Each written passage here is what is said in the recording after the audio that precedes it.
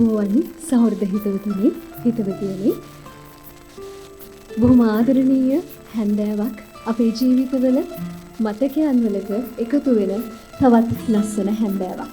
ඉතින් අද අපි මේ මහවැලි කේන්ද්‍රයේදී මේ විදියට හමු වෙන්නේ ඔබත් මමත් අපි හැමෝම ආදරය කරන කැටිපිටියේ පස්වෙනි කෘතිය විනිවිද කළුවර දිදුලන හදවත තීරුලිපි සංග්‍රහය එළි දැක්වීමේ අවස්ථාව වෙනුවෙන්.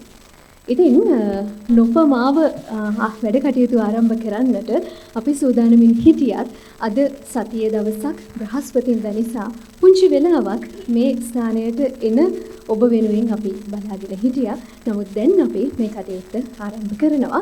ඉතින් අපේ ලයිව් එක නරඹමින් මෙතනට එන්නට බලාගෙන ඉන්න ඔබ ඉන්නවනම් පටන් අරගෙන කියලා නැවෙකින් එපා එන්න. මොකද තව බොහෝ දේ ඔබ වෙනුවෙන් මෙතන සූදානම් වෙලා තියෙනවා. ඉතින් මම කැටිපි ගැන කියන්න යන්නේ නැහැ. මොකද මට වඩා හොඳට ඔබ ඔහුව අඳුනනවා. ඒ අඳුනන නිසා තමයි ඔබ මෙතන ඉන්නේ. සමාජ ක්‍රියාකාරිකයෙක්, සංස්කෘතික ක්ෂේත්‍රයේ ක්‍රියාකාරිකයෙක් විදිහට අපි බොහෝ දෙනෙක් ඔහුව හඳුනගෙන තියෙනවා.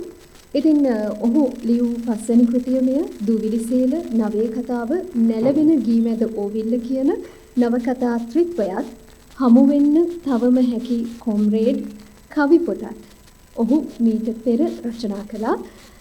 අද අහස ප්‍රකාශනයක් විදියට ඔබ අතට එන මේ විනිවිද කළුවර දිදුලන හදවත කෘතිය ලංකා නිවුස් වෙබ් අඩවිය වෙනුවෙන් කැටිපේ ලියූ තීරුලිපි සංග්‍රහයක්. ඒ තීරුලිපි වලින් තෝරාගත් එකතුවක් තමයි අද මේ විදිහට ඔබ අතට පත්වන්නේ. ඉතින් සහෘද හිතවතුනි හිතවතියනි විනිවිද කළුවර දිදුලන හදවත කෘතිය සංකේතාත්මකව එළිදැක්වීමේ මොහොතයි මේ. විමල් කැටිපේ ආරච්චි පොතේ කතුවරයාට අපි ඒ සඳහා ආරාධනා කරනවා සංකේතාත්මකව කෘතිය එළිදැක්වීමට.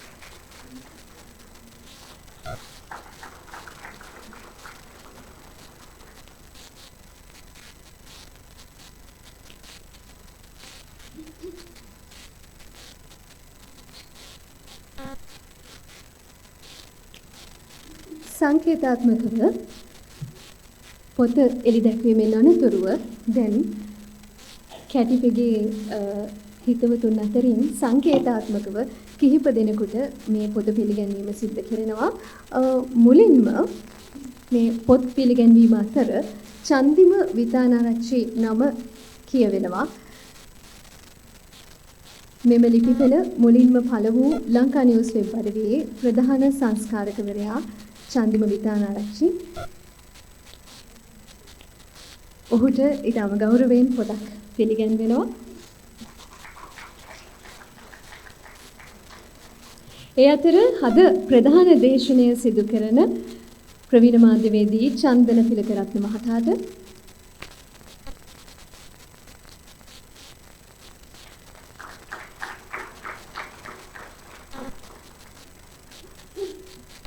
තවත් හිතවතුන් කිහිප දෙනෙකුට සංකේතාත්මකව පොත් පිළිගැන්වෙනවා. කැටිපෙනන් කිව්වේ එන හැමෝගෙම අතට පොතක් දෙන්න තියෙනවා නම් මං හරි කැමතියි. හරි අමාරුවෙන් මේක කරේ. නමුත් එහෙම කරන්න බැරි නිසා හැම යාළුවෙක්ම නියෝජනය කරමින් කිහිප දෙනෙකුට විතරක් පොත් කිහිපයක් පිළිගැන්වෙනවා.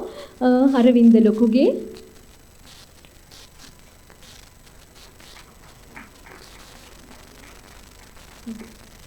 ශර්වින් අර්සකුලරත්න සුනිත් චිත්‍රානන්ද ගාමින්ද ප්‍රියවිරාජ් වෙන් කරන්න බැරි යුගල පද සුනිත් ගාමින්ද සමෘද්ධි රණසිංහ නිලන්ත පෙරේරා සහ රුක්මල් නිරෝෂ් ලංකාවේ නැහැ. ඒ අයවත් නියෝජනය කරමින් සුපුල් රවීන්ද්‍රට සහ සුපුල් රවීන්ද්‍රටත් පොතක් පිරිනැමෙනවා. එතකොට පොත් 3ක් විදිහට නිලන්ත පෙරේරා රුක්මල් නිරෝෂ් නියෝජනය කරමින් සුපුල් රවීන්ද්‍රට අපි ආරාධනා කරනවා.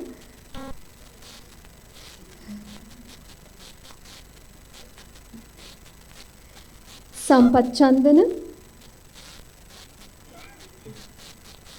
නයන දිසානායක,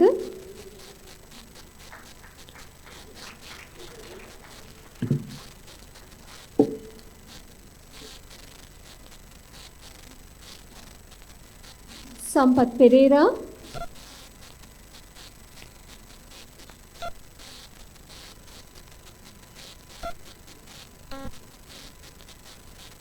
සම්පත් පෙරේරා, සේනාධීර පෙරේරා,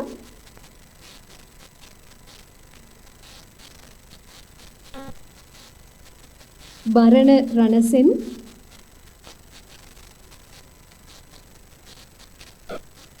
ප්‍රියදර්ශන දයාරත්න, ප්‍රියන්ත ලියනගේ,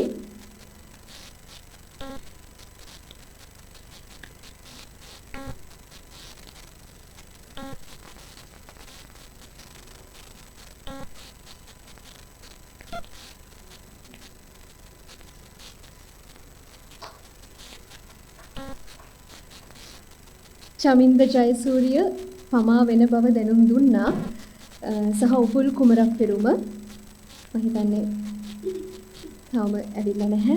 ඒ වගේම අමා විජේසේකර.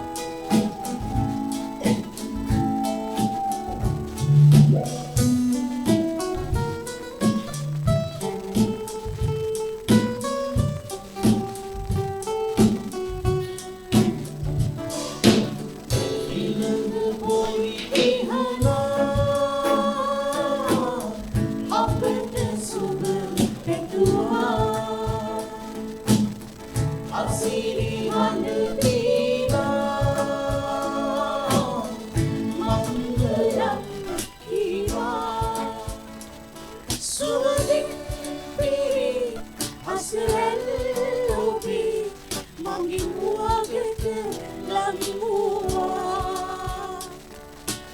mua,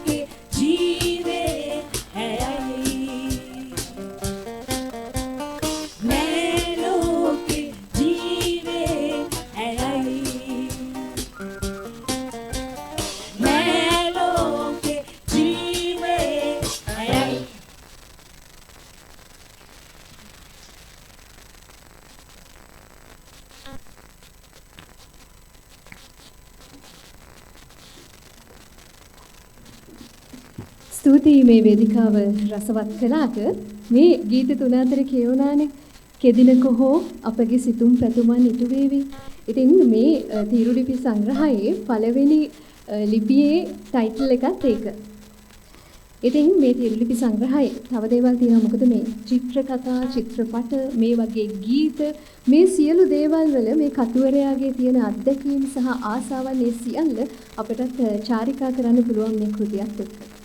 ඉතින් සහෘද හිතවිතුනි දැන් මේ උත්සවයේ ප්‍රධාන දේශනයයි යෙදී තිබෙන්නේ ශ්‍රී ලංකා ගුවන්විදුලි සංස්ථාවෙන් මාධ්‍යයට පිවිසි ඔහු පසුකාලීනව ලංකාවේ දැවැන්තම මාධ්‍ය ආයතන රැසක රාජ්‍ය සහ පෞද්ගලික අංශ දෙකේම මාධ්‍ය පරිපාලකවරයෙක් විදිහට අපේ රටේ මාධ්‍යයට සුවිසල් මෙහෙවරක් කරා.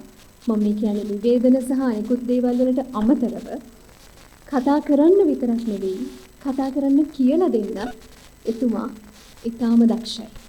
අද මාධ්‍ය ලෝකයේ දැවැන්ත චරිත රසක් එතුමාගේ හේවනේ හැදිච්ච වැඩිච්ච අය මහා ලොකු ගස් වෙලා ඉන්නේ. ඉතින් ඒ සියල්ලත් එක්කම මේ පොතේ කතුවරයා සහ එතුමා අතර ඊටාම හොඳ ළඟ හිතවත්කමක් තියෙනවා. ඇත්තම කියනවා නම් කැටිපේ හුඟක් ආදරය කරන ගෞරව කරන චරිතයක්.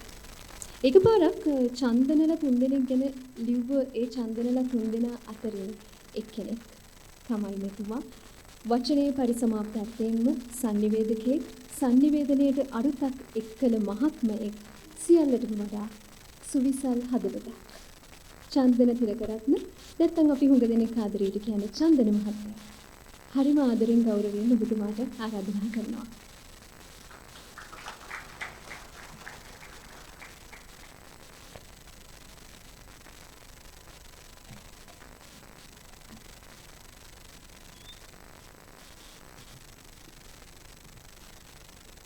ප්‍රවිෂ්කා ටිකක් ලොකු බරක් ඔළුවෙන් තිබ්බ වගේ දැනුණා. සුබ සන්ධ්‍යාවක් සම්භාවනීය මතදී. සියලු දෙනාගේම අවසරයි.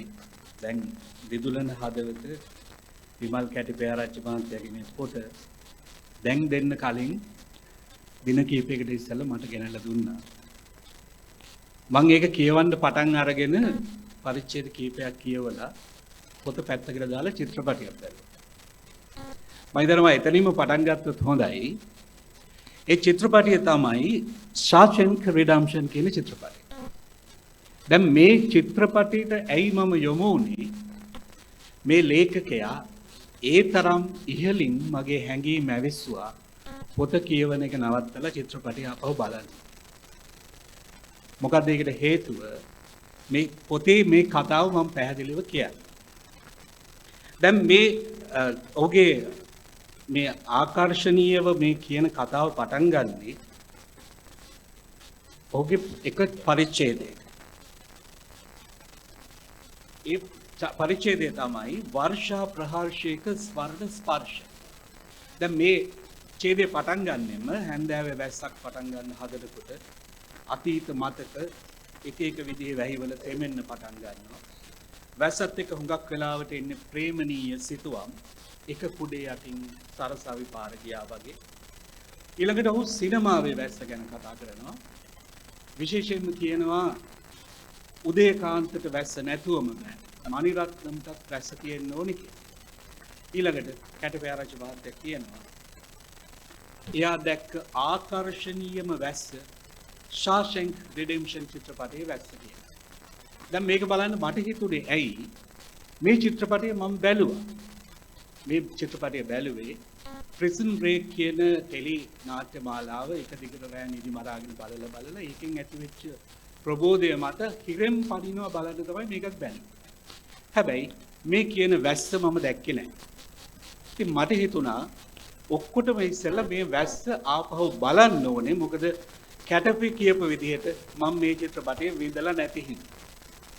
මොකද්ද මේ වැස්සෙන් කියන්නේ? මම විශ්වාස කරනවා මෙතන ඉන්න උඟ දෙනෙක් මේ චිත්‍රපටය බලන්න ඇති. හැබැයි මගේ මිත්‍රයා ලාලිත් රෝහක බැලුවේ නැහැ කියලා. ඒ නිසා මට ඉතල කෙටියෙන් මේ කතාව කියන්න ඕනේ කියලා. දැන් මේ චිත්‍රපටයේ තියෙන කතාවෙන් මේ වැස්ස තේමා වෙන්නේ නිදහසට. දැන් මේකේ ප්‍රධාන චරිතය නොකල මිනි මැරුමකට අහු වෙනවා. ඔහුට ලැබෙන එන චෝදනාව තමයි තමුන්ගේ බිරිඳ මරා දැමූ බවට එන චෝදනාව. බිරිඳ මිය යන්නේ අනියම් පුරුෂයෙකු සමග සිටි.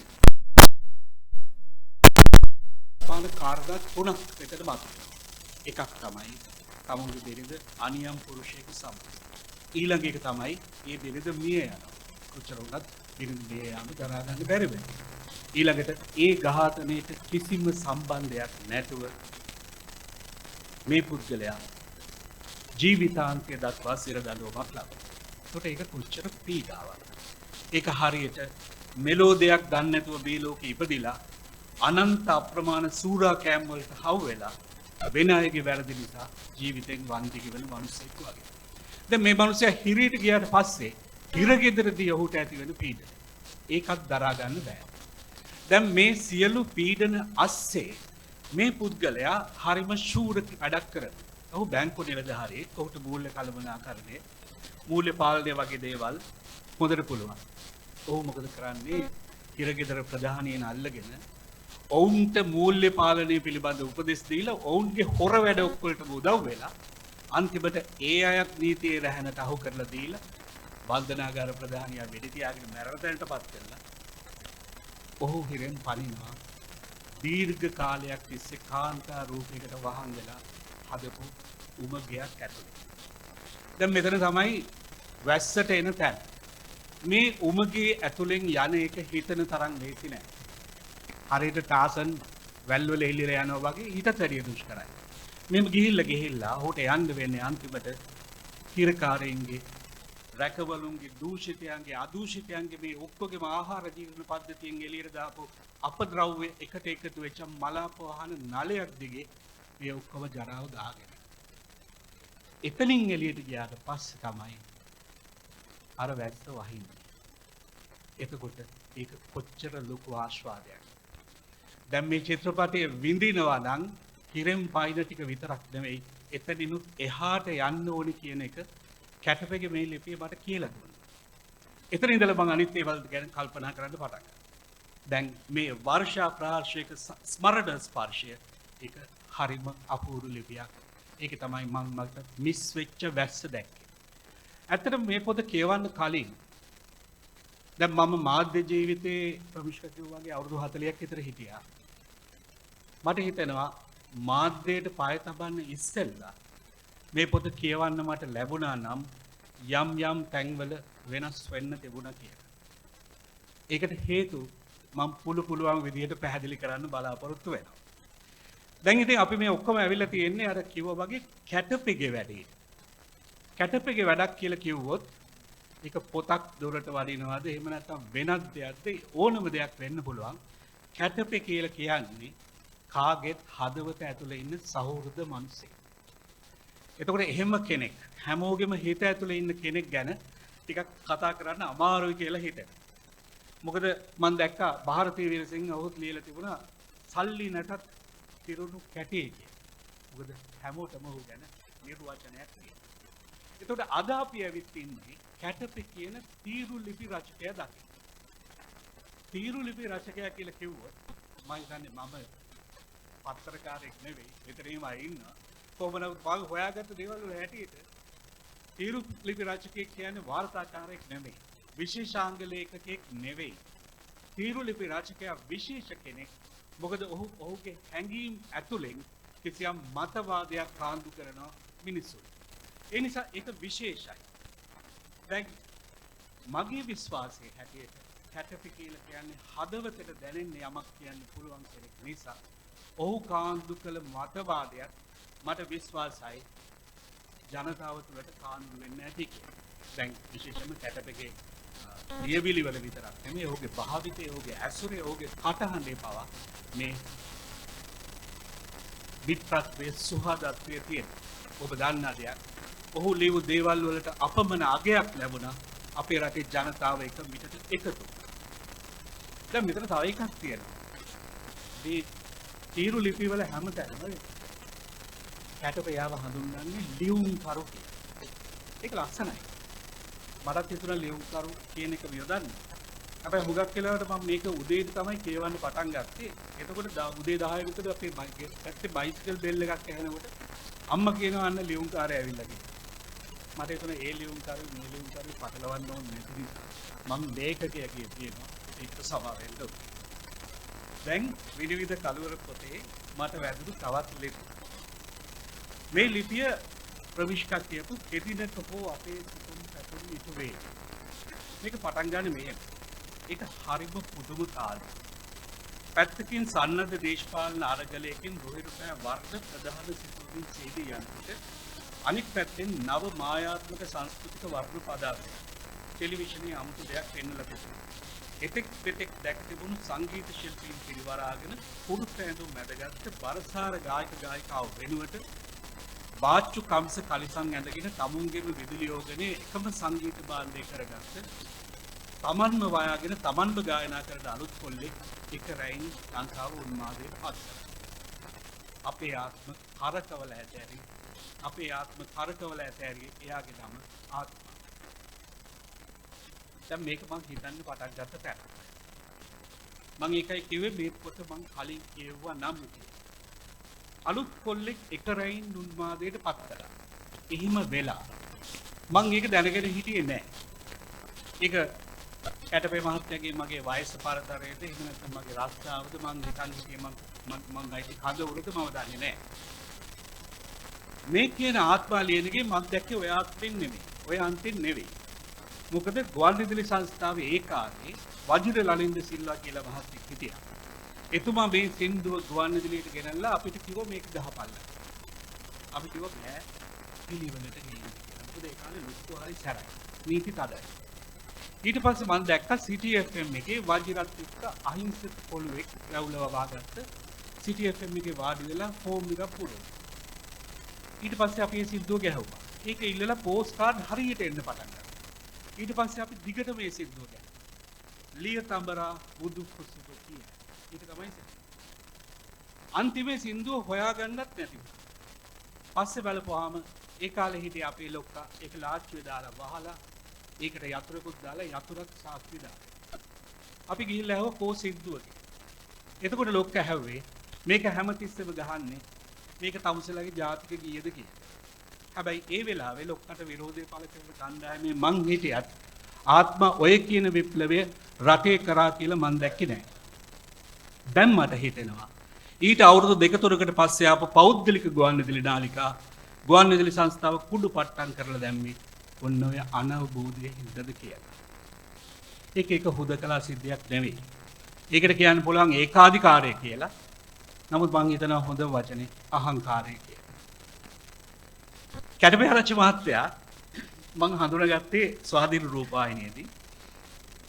මම යනකොට හිටපු ක්‍රියාකාරී අධ්‍යක්ෂවරයා වෙනුවට ආපු අලුත් ක්‍රියාකාරී අධ්‍යක්ෂවරයා. දැන් මේවා වැඩි කියන්න එපා කියලා. ඒත් නොකියත් බෑ. වැඩසටහන් ගැන ටෙලිනාට්‍ය ගැන ඕන එකක් ගැන එතුමා එක කතා කරන්න සිද්ධ වෙනකොට කතා කරන්න සිද්ධ වුණා. මොකද එතුමා ආපු ගමන් අපි රේඩියෝ එකයි ටීවී එකේ වැඩසටහන් එතුමාට බාර දුන්නා.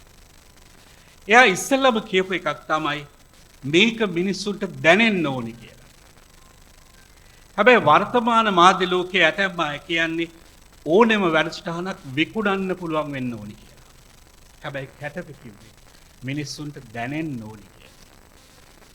ජනමාධ්‍ය ආයතනයක මුල් පුටුවක ඉන්න කෙනෙක් මිනිස්සුන්ට යමක් දෙන්න ඕනි කියලා කියනකොට ඒක පහළ ඉන්න නිර්මාණශීලීන්ට බලපානවා. අපිට ඕනනම් දුප්පත් මිනිස්සුන්ට පාන් විකුණන්න පුළුවන් දිගටම. එහෙම නැත්නම් ටිකක් කැප වෙලා ඒ මිනිස්සු පෝසත් මිනිස්සු කරලා කේක් විකුණලා ඊට වැඩිය ලාභයක් ලබන්න පුළුවන්. ඒ නිසා මං විශ්වාස කරන දෙයක් තමයි කැටපේ වගේ අය සුදුසු වෙන්නේ අලුත් පරම්පරාවට. නැත්නම් පස්සෙන් එන පරම්පරාවට මඟ පෙන්වන වැඩවලට. නැත්නම් ජනමාධ්‍යකාරයෝ කියලා හැදෙන්නේ වෙලෙන්දොම ටිකක් තමයි. අපිට ඕනේ ලෝක ළමා දිනේට දැවැන්ත වැඩසටහනක් කරන්න. සැලසුම තිබුණේ ළමයි 2000ක් අඩු පහසුකම් සහිත ප්‍රදේශවල. එතකොට ඒ හැම ළමයෙකුගේම අතට යමක් හිතට යමක් සහ මතක හිටින දෙයක් දෙන්න අපි කල්පනා කරා. දැන් රැස්වීම කැඳවලා මට මතකයි එතකොට අලුත් ක්‍රියාකාරී අධ්‍යක්ෂතුමා අපි මේ ගැන කතා කරනවා. මේක විස්තර කරනවා. මේ වෙලාවේ ක්‍රියාකාරී අධ්‍යක්ෂතුමා මූණ දිහා බලන්නේ නැහැ. කඩදාසියක් කරගෙන කුරුටු ගන්නවා. මං කල්පනා කළා කවුද මේ කියලා. මං කියන දෙයක් අහන්නෙත් නැත්තම්.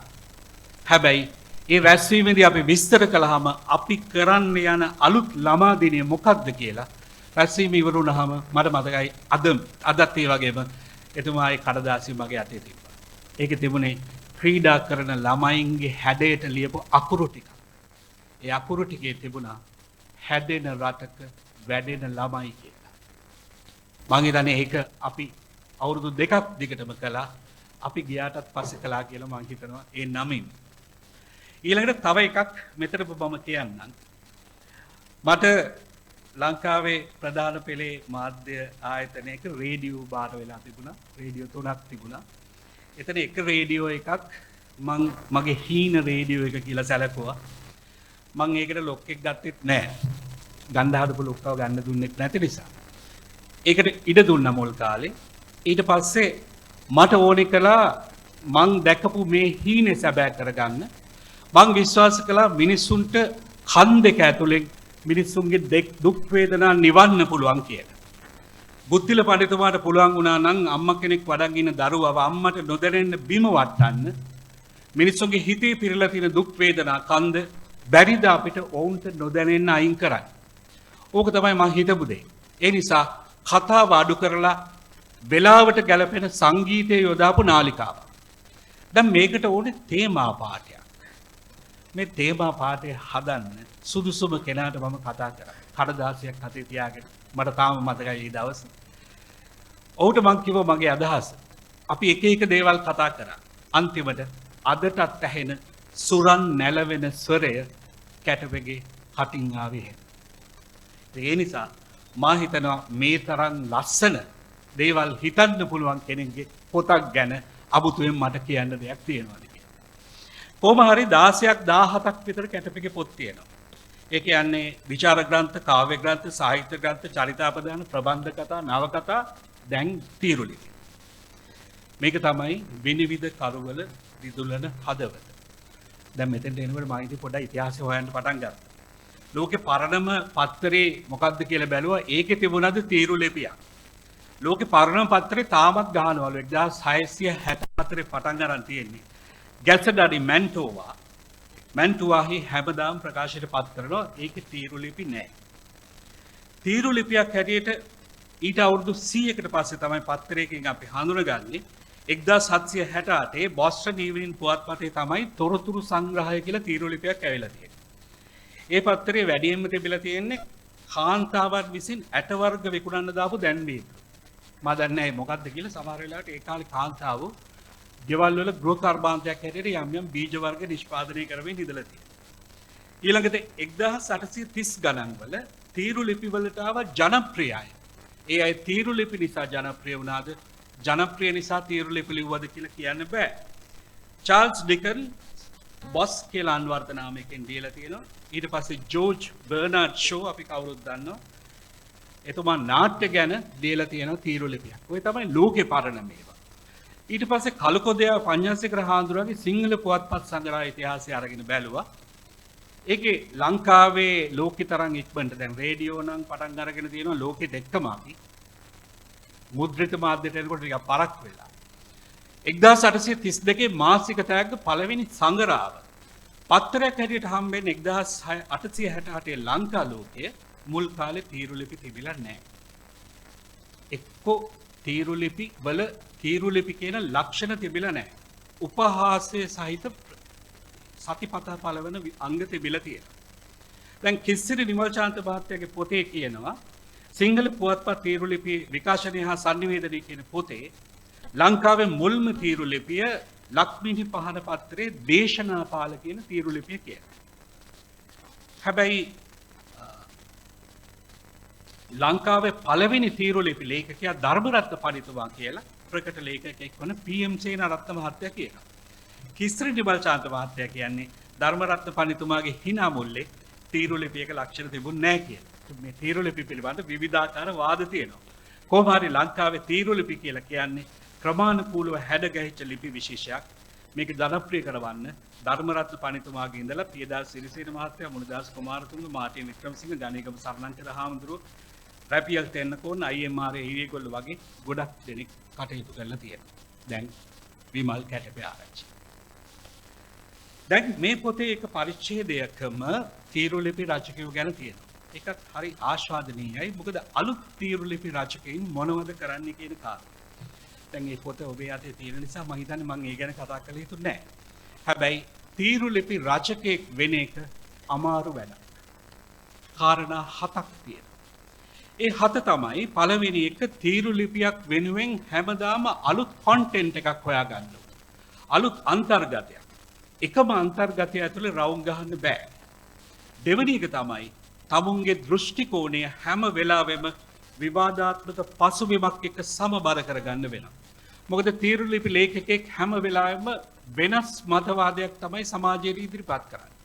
ඒ මතවාදය එක්ක අනිවාර්යයෙන්ම ගැටුමක් ඇති වෙනවා. මොකද ඔහුට ඕනේ දේ තමයි කියන්නේ. මේ ගැටුම සමබර කරගත්තේ නැත්නම් තීරුලිපි රචකයාට එතනින් එහා ගමනක් නැති වෙනවා. තීරුලිපි රචකයාගේ තීරුලිපිය පළවුණේ නැත්නම් ඒක පාඨකයෝ කියවන්නේ නැත්නම් එහෙම රචකයෙකුත් නැති වෙනවා. ඒ නිසා තමුන්ගේ මතවාදය විවාදාත්මක පසුබිමක සමබර කරන එක ඉතාම වැදගත්. අනිත් එක තමයි ඔහු කැමති වෙන්න ඕනේ ප්‍රතිපිළිතුරු දෙන්න. විවේචන බාර ගන්න. ඊළඟට මොනවා ලිව්වත් නීතියට අනුකූලව ලියන්න වෙනවා. නීති විරෝධී දෙයක් ලිව්වොත් ඒත් තීරුලිපියට පැවැත්මක් නැහැ. ආචාර ධර්ම වලට අනුකූල වෙන්න වෙනවා. අනිත් එක තමයි තීරුලිපි ලේඛකයෙකුට දෙන්නේ වචන ටිකයි. දැන් ලෝකේ ප්‍රකටම තීරුලිපිය වචන 500යි. 1000කට අඩුයි හැමතිස්සෙම. එහෙනම් මේ පුංචි වචන සංඛ්‍යාවෙන් ඔහුගේ මතවාදයේ ජනගත කරන්න. ඊළඟ එක තමයි කාලානුරූප වෙන්න ඕනේ. අනිත් එක නිවැරදි තොරතුරු ඉදිරිපත් කරන්න. බොරු කිව්වොත් එතනින් එහාටත් පැවැත්මක් නැහැ. ඒ නිසා මට හිතෙනවා විනිවිද කලවර මේ හැම එකම සම්පූර්ණ කරපු තීරුලිපි රචනාවක් කියලා. මොකද පාඨකයන්ට ගැඹුරින් සිතන්න පොළඹවනවා, පැහැදිලිව දකින්න පොළඹවනවා, ඊළඟට නිර්භීතව දකින්න පොළඹවනවා. දැන් මම තව එක ලිපියක් ගන්නවා. ආන විලුන්දාව අබේ භූමියේ රොබින් හුඩ් සහ තවත් කතා. දැන් මේ ලේඛකයාගේ විශේෂත්වය තමයි හලාවතට හරිම ආදරේ. හලාවත ගැන ලිපි ගොඩක් තියෙනවා කියලා මට හිතෙනවා. ආන විලුන්දාව අබේ භූමියේ ඉන්නෙත් හලාවත. දැන් ඔහු රොබින් හුඩ් කියන එංගලන්තේ පුරාවෘත්තයේ ලංකාවේ ජනගත වෙච්ච හැටි කියනවා. රූපවාහිනී මාධ්‍ය හරහා ටයිටස් තොටවත්යන්ගේ හඬ කැවීම ඔස්සේ. ඊට පස්සේ දෙමව්පියන්ගේ වැඩිහිටියන්ගේ විරෝධය නොතකා මේ ලේඛකයා පුංචි කාලේ ආන විලුන්දාව අබේ භූමියේ රැම්සා තෙත්බූබි ප්‍රදේශයේ ළමයි පිරිසක් එක්ක එකතු වෙලා ෂර්වුඩ් කැලෑවක් හදාගන්න. ඊට පස්සේ මෙහෙම කියනවා. දෙමටලී වලින් දුනුලී හැදුනා. කයිල කෝටු වලින් ඊතල හැදුනා. බයිසිකල් ටියුබ් වලින් දුනුදිය හැදුනා. අපිට රොබින් හුඩ් උන්මාදය හැදුනා. තොපිට පිස්සුද කියලා බැනලාම දෙමව්පියන්ට හිස රදේ හැදුනා. මෙතනදී මට මතක් වෙන්නේ මේ ලේඛකයා සහ මා අතර තියෙන වයස පරතරය. මං හිතන් හිටියේ ඒක 10ක් කියලා. හැබැයි දැන් හිතනවා ඊටත් වැඩිද කොහෙද කියලා. දැන් මේ තොටවත්යන්ගේ රොබින් හුඩ් අපිත් බැලුවා. ෂර්වුඩ් කැලෑවල අපි හෙව්වේ දුනු ඊතල නෙවෙයි. මැරියන් ලව. මට ගැටලුව තියෙන්නේ මේ දුනු හීතල හෙව්ව පොඩි එකා මහා එකා වෙලා මේ ලියන දේවල්. මේක බලන්න. පිරිමි ළමයි රොබින් හුඩ්ලා වෙනකොට ඉඳහිට රංචුවක හිටපු ගෑනු ළමෙක් මැරියන් ලැබෙලා හරියට සටන් වැදුනා. ඒ අතර වාරේ දේදුණු රැස් වලින් හදවත් වලටත් ඊතල වැදුනා. ජීවිතයෙන් මෙහිරිම රිදුමක් රිදුනා. සමහර රොබින් හුඩ්ලා තමාට මුළු හදින් පෙම් කළා කියලා මැරියන්ලා අදටත් දන්නේ නැති බව මෙතනම ලියා තියන්න හිතුණා. අනේ මන්දන්නේ. මේ වගේ කෑලි තව තියෙනවා. හැබැයි මේ වගේ ප්‍රේමණීය සිතිලි වලින් පාඨකයා එහාට මෙහාට දුවවලා මේ ලේඛකයා කියන්න හදන්නේ වෙන දෙයක්.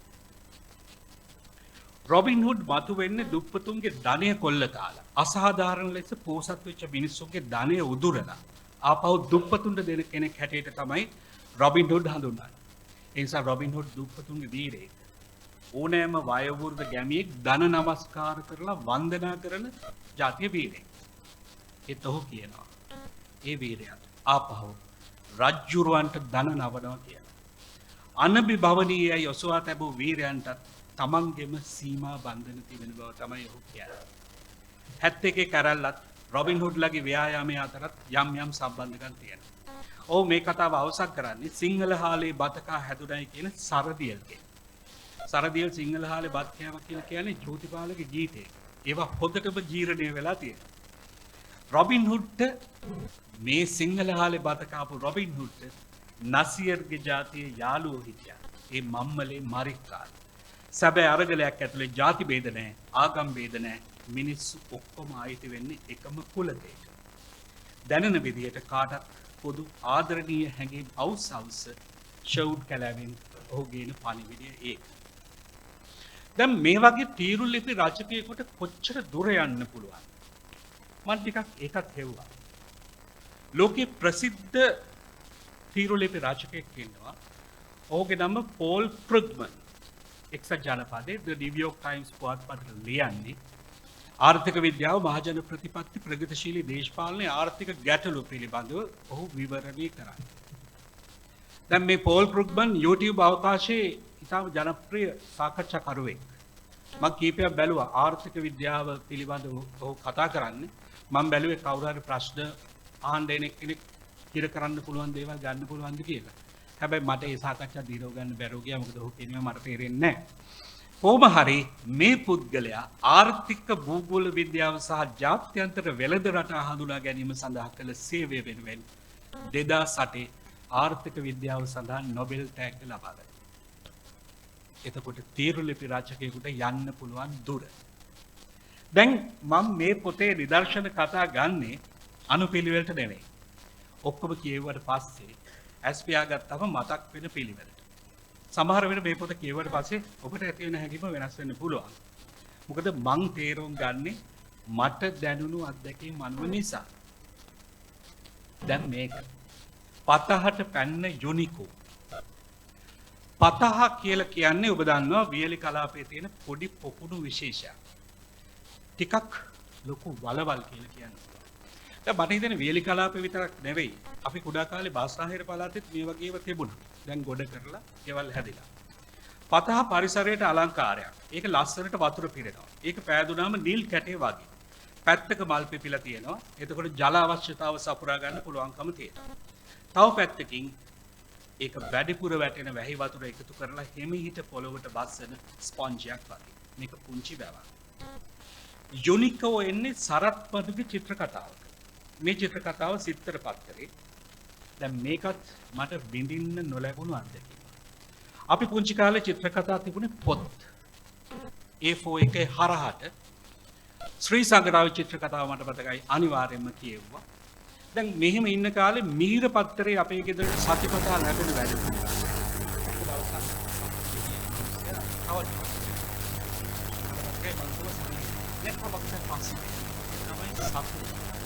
සතුට පත්තරේ අපි හරි සතුටින් කියනවා. ඒක තමයි කියවපු මුල්ම චිත්‍ර කතා පත්තරය.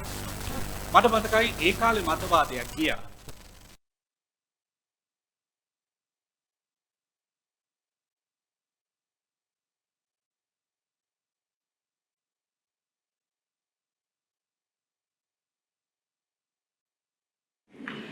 මේ ලේඛකයා නම් චිත්‍ර කතාවලට ඇබ්බැහි වෙච්ච ගතියක් තමයි පෙන්වන්නේ. හැබැයි ඒ ඇබ්බැහි ඇතුලේ ඔව් විශාල ගැඹුරකට යනවා. දැන් එකක් තියෙනවා රැජින නොදත් කතාවක්. මේ ලිපියෙන් ඔහු කරන්නේ චිත්‍ර කතාව අරගෙන පොඩි කාලේ කියපු චිත්‍ර කතාව දේශපාලනිකව කියවන එක. ඊළඟට රේඩියෝ වලටත් සවන් දී. එතනිනුත් ගන්න දේවල් තියෙනවා. රේඩියෝ රජදහනේ ඕඩියෝ සෙහින ජනමාධ්‍ය වල ඇහෙන දේවල් විශේෂයෙන්ම කෙනෙකුගේ චරිතය හැදගස්සන්න කොච්චර බලපෑමක් කරනවද කියන කාරණා. මට කුරුළු හදවත දාව කතාව මතක් වුණා ඒක කියවන්න. දැන් අපි පතහට පැන්න ජොනිකෝ ලිපිය ගැන කතා කරමු. දැන් පතහ කියන්නේ ගමේ වැඩිහිටියන්ගේ ජල මොලාස්කයිනේ ඔලුව හොද ගන්න, නා ගන්න, වතුර ටිකක් ගන්න, දෙත්තක් හොද ගන්න පතහ ඕනේ. හැබැයි මේ ලේඛකයාට ඒ කාලේ පතහ කියලා කියන්නේ ජොනිකෝ දෙවැනි කොටසේ මායාවිල. ගැටවර ලියේ ඉන්න මාබ කියනවා ඉතින් තමුසෙට පුළුවන් ජොනිකෝ පනිනවා වගේ ඊතලයක් විදිහට ඔය පතහට පනින්න. එතකොට කොල්ලා ඒ විදිහට පනිනවා ඊතලයක් වගේ. පස්සේ එකෙන් ගොඩ වෙන ලේඛකයා දැක්කම අර ගැටවර මාම හක හක ගාලා hina වෙනවා. නිල් කැටේට වතුර තිබිච්ච පතහ දැන් කිරි පාට වෙලා. ජබ ජබ ගාලා ගොඩ එනකොට තවත් බොර වෙනවා වතුර. මොකක්ද යකුනේ ඔය කරන්නේ දැන් කොහොමද වතුර ටිකක් දාගන්නේ? අම්මා කෑ ගහනවා. ලේඛකයා මෙහෙම කියනවා. වීරයන්ට ආසක්ත වුණාම නොදැනීම වීරයන්ට ඇඳ ගන්නවා. සන්දර්භ පැටලෙනවා. පතහ මායාවිල වගේ පේනවා. වීරකම් සහ ගොංකම් අතර වෙනස සලකුණු වෙන්නේ වීරකම් සහ ගොංකම් අතර වෙනස සලකුණු වෙන්න පිටස්තර එක උල්පන්දමක් ඇත. මේ ලිපියත් තව බොහෝ ලිපිත් එක්ක ලේඛකයාගේ ශෛලිය ගැන හරි අපූර්ව දෙයක් මට දැනුණා. ඔහු හැම වෙලාවෙම දන්නා දෙයින් නොදන්නා දෙයට තමයි පිවිසෙන්නේ. දැන් මේක හොඳටම කැපී පෙනෙන දෙයක් නේ බුද්ධ භාෂිතේ. බුදුහාඳුර නිදර්ශන ගත්තෙම දන්නා දේවල් වලින්. උදකං හේනායන්ති නෙත්තිකා උසකාරෝ නමයන්ති තේජනං දාරුන් නමයන්ති තච්චකා අත්තකා අත්තානං දමයන්ති පණ්ඩිතා. මේ දන්න දේවල් දියාලුව දිය ගෙනියන්න වගේ ලී වඩුව ලී හැඩ ගහලා ඊතල හදන්න වගේ අපි දන්න දෙයක්. මිනිස්සු එදිනදා දැකපු දන්න කියන දේවල් සුලභ කතන්දර ඇතුලෙන් තමයි කැටපේ තමුන්ගේ මතවාදය ගේන්න උත්සාහ කරන්නේ. තව එක ලක්ෂණයක්. දැන් කුමාරතුංග මුනිදාස මහත්තයාගේ ජන්ම සංවත්සරේ පහුගිය දවසක පැවැත්වුණා මේ ළඟදී. එතනදී ප්‍රවීණ ගීපද රචකයෙක් වන සුනිල් සරත් පෙරේරා මහත්තයා පුරු කතාවක් කියනවා. කුමාරතුංග මහත්තයා භාෂා වාදකයෙක් කියලා. ඔහු භාෂාව පාවිච්චි කරන්නේ හරියට සංගීතයේ ස්වර වගේ. කලාත්මක ගී නිර්මාතෘවරයාත් කුමාරතුංග මුනිදාස. අර කුමාරතුංග මහත්තයාගේ තියෙන සුකුමලා කොරෙන් බඳුලොල බිහිරෙන් නොපහල බැහැරින් හෙළ බසපේ රකිමු ඔපේ ඒ වගේ රිද්මයක් රකින්න. කැටපෙගේ භාෂිතේ මේ රිද්මය හරි අපූර්වට පේනවා. ඒක කොහෙන් කවුරු කාගෙන් ඉගෙන ගත්තද කියලා මම දන්නේ. ඔහුගේ භාෂාවේ රිද්මය හරිම අපූර්වයි. දැන් කැටපේ ආරච්චි මහත්තයා සිංහල ඉගෙනගෙන තියෙන්නේ මරික්කාර් කියලා මුස්ලිම් ගුරුවරයෙක්. ඒකත් හරි අපූර්ව දෙයක් විදිහට ඔහු සඳහන් කරනවා. හලාවත. මරික්කාර් ගුරුවරයා මෙහෙම කියන්නේ. භාෂාව නැමැති සදාතනික පෙම්වතියගේ ලස්සන විස්තර කරන්නේ කොහොමද? ඒක තීරු ලිපියකින්. හෙළ බසට පෙම් කළ කුමාරතුංග මුනිදාස කීවේලු වරක් ජාතික කුඩියට සතිකු ගන්නේ පාය. සූර්ය ලකුණ ගන්න කියලා. ඒ ඉතිහාස කතා උගන්වන්නේ ජාතිවාදියෙකු නොවි භාෂා ප්‍රේමියෙකු වන්නේ කෙසේදයි කියා. ඊට පස්සේ අපේ ලේඛකයා ප්‍රශ්න කරනවා. කුමාරතුංග මුනිදාසින් කී පරිදි ජාතික කොඩිය වෙනස් වුණා නම් කියලා. ඔහු තීරු ලිපිය අවසන් කරන්නේ එහෙම වුණා නම් ලස්සන වෙයි ඉතිහාසයක් භාෂාව තරම්ම. හැබැයි ඊට එහා ගිය ඇඩේකුත් පේනවා. විශේෂයෙන්ම අරගල කාලයේ ලිපිවල ඔහු තුළ තිබූ ආවේගය සහ අභිලාෂය වෙනම භාෂා ශෛලියකට හැඩ ගැහෙනවා මම දැක්කා. මමය මාගේ වෙනුවට බහුජන හිතාය බහුජන සුඛාය කියනකොට එතන හිටියා බුදුන්. මර්ධනයේ කුරුස ගසේ තබා ඇනගසද්දෙත් මුළුලෝ තුරුලට වඩන්න දෑත විහිදනකොට හිටියා එතන ජේසුස්. අසීමිත දානුකම්පාව එකිනෙකා අතර හෝමාරු වන විට හිටියා එතන මහම්මද. කාරුණිකත්වයක් ඉවසීමත් නිරන්තරයෙන් අභ්‍යාස වන විට හිටියා එතන ශිව. ඔබ දැනගත යුතුයි. කුඩුය බඩුය නඩුය හඩුය රොඩුය බොඩුය අරකය මේකය කියා අවලාද පිට අවලාද නැගිදී අපහාස පිට අපහාස කෙරෙද්දී මේ ඇත්ත ලියන්නේ ඒ මනුෂ්‍ය කුලකයට සාධාරණයක් වෙන්න ඉතිහාසය තුල. 2022 අගෝස්තු 8 වෙනිදා සාරා සංකේය කල්පලක්ෂයක් බඳු 4 මාසයක් තිරුලි. ඊළඟට දෙකොල් සිපගත් නයිට් රයිඩර්. නයිට් රයිඩර්ගේ හුඟක් පාඩම් කියනවා. තව පොඩි කෑල්ලක් තියෙනවා. මෙතන කියන්න ඕන එකක්. දැන් සාමාන්‍යයෙන් අපි හඬ කැව් වැඩසටහන් බැලුවට පස්සේ ඒකේ අවසානයේ අර දන් ටික යනකොට වහලා දානවා.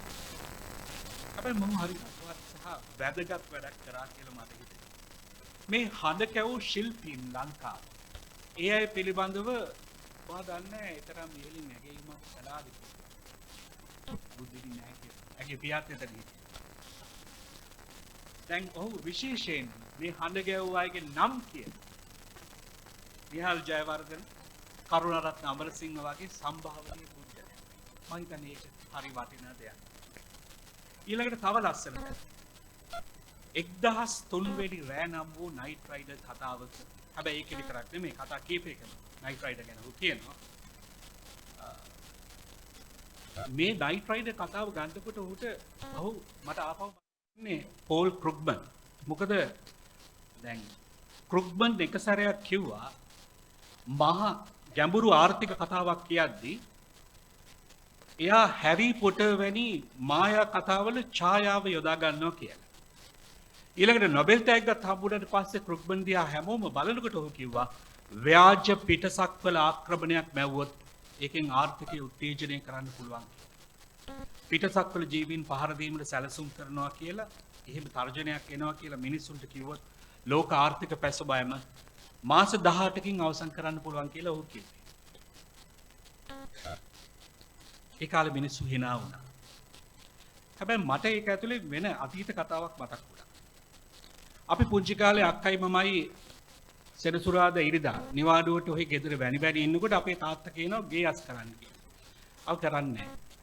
එතකොට තාත්තා කියන්නේ අරගොල්ලෝ එනවා කියලා.